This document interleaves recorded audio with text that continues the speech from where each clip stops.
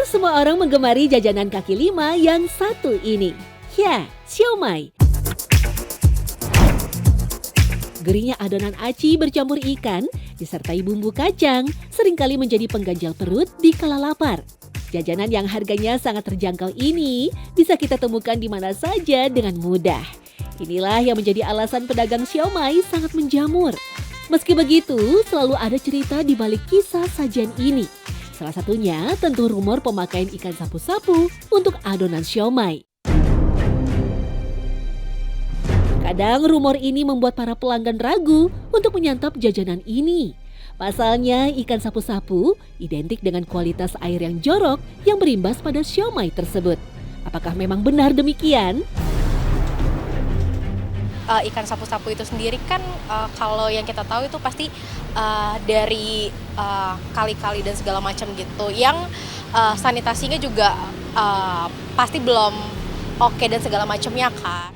Tapi menurut aku ya ada harga, ada kualitas. Jadi mungkin buat penjual semua yang pakai ikan sapu-sapu, ya mungkin bagi mereka juga itu alternatif supaya motong biaya produksi kan. Dari sekian banyak pedagang siomay, hari ini kami bertemu Safi, salah satu pedagang yang menggunakan ikan sapu-sapu sebagai bahan dasarnya. Kami mendatangi kediamannya di kawasan Tangerang Selatan. 2019 silam, Safi pertama kali menjual siomay. Semula ia tak sama sekali menggunakan ikan sapu-sapu. Ketika memasuki tahun pandemi COVID-19, pendapatan Safi kian menurun. Kalau awalnya itu kita pakai ikan biasa, ikan benar, ikan tenggiri. Pas semenjak awal tahun COVID tuh penurunan drastis dan bahan pokok itu semakin mahal. Jadi saya mau mencoba pakai ikan sapu-sapu. Jadi dari pas zaman COVID sih penurunan drastis sih. Jadi nggak nutup modal. Jadi pembeli juga banyak yang kurang gitu.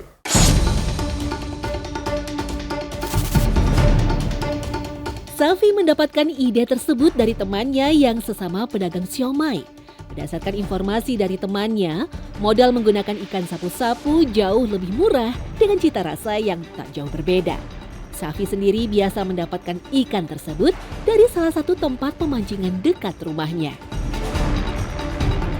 Kalau dapat ikan sapu-sapu itu kita suruh orang. Jadi kita nyuruh orang tuh yang suruh nyari ikan sapu-sapu itu di kali. Jadi saya kasih ongkos buat nyari ikan sapu itu 20.000, ada 30.000. Ya kalau dihitung-hitung bisa 10, 15.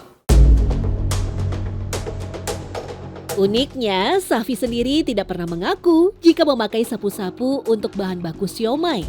Kenalannya di pemancingan pun tak pernah mempermasalahkan pesanan Safi. Setelah menerima ikan, Safi langsung membersihkannya pada saat itu juga. Ikan yang termasuk golongan omnivora ini memiliki warna tubuh gelap. Kepalanya menyerupai ikan lele dan badannya memiliki corak putih.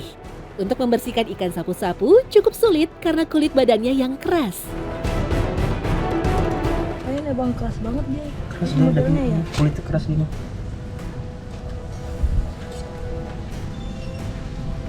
Jadi langsung dikulitin gitu ya, bukan sisiknya dibersihin dulu langsung dikulitin. Ikan sapu-sapu memang tak menghasilkan daging yang begitu banyak. Oleh karena itu, sekali adonan biasanya Safi bisa menghabiskan hingga 15 ekor per harinya. Safi sengaja membersihkan ikan sapu-sapu di luar rumah. Hal ini untuk menghindari kecurigaan keluarganya. Ikan yang sudah dibersihkan kemudian dihaluskan menggunakan blender. Tak lupa, rempah seperti bawang putih dan bawang merah juga dihaluskan. Kemudian ikan dicampurkan dengan tepung tapioka dan rempah halus. Setelahnya tambahkan butiran telur ayam dan bumbu penyedap. Dalam sehari, Safi bisa membuat hingga 150 biji siomay. Bumbu kacang, sayuran, tahu gitu mah biasa bang. Ya biasa sama bumbunya. Cuma emang mainnya di si siomaynya Di aja ya bang. aja. Kalau bumbu mah sama. Adonan kemudian dibuat menjadi bentuk siomay dan dikukus selama kurang lebih 15 menit.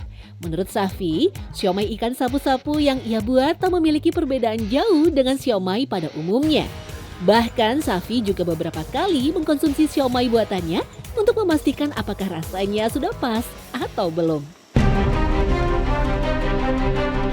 Semenjak menggunakan ikan sapu-sapu, pendapatan Safi meningkat hingga bisa menyentuh 2 kali lipat dari sebelumnya.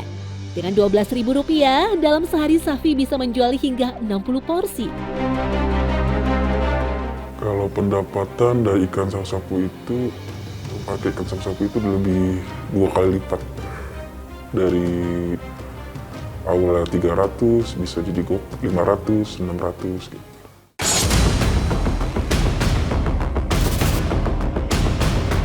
Lalu, apakah memang mengkonsumsi ikan sapu-sapu itu berbahaya? Jika dilihat dari kandungannya, ikan sapu-sapu sendiri memiliki protein, lemak, dan asam amino esensial yang bagus untuk proses penyembuhan luka. Selain itu, nutrisi dalam ikan sapu-sapu juga bisa meningkatkan sistem kekebalan tubuh. Tetapi semua itu bisa berubah jika ikan sapu-sapu yang didapatkan berasal dari perairan yang kotor dan penuh limbah. Pasalnya, kebiasaan ikan yang menyapu semua makanan ini beresiko mengkonsumsi limbah yang ada di perairan tersebut. Bahkan sebuah penelitian menyebutkan, ikan sapu-sapu yang berasal dari Sungai Ciliwung memiliki konsentrasi logam berat yang melebihi standar layak konsumsi. Ya dampaknya tentunya karena ini logam berat dan logam berat itu bisa sifatnya radikal bebas. Kalau misalnya agak bingung, itu salah satunya bisa menyebabkan atau mengandung zat karsinogenik. Jadi dari sana akhirnya muncul faktor penyebab kanker. Karena dia bisa menyebabkan ada perubahan DNA di dalam tubuh kita yang kalau misalnya perubahan DNA itu masif atau secara luas itu nanti bisa menyebabkan misalnya tadi kanker atau misalnya ada juga mengganggu dari kerja protein ataupun misalnya enzim yang ada di dalam tubuh kita. Dengan sifatnya yang invasif sekaligus adaptif, keberadaan sapu-sapu sendiri memang sangat melimpah.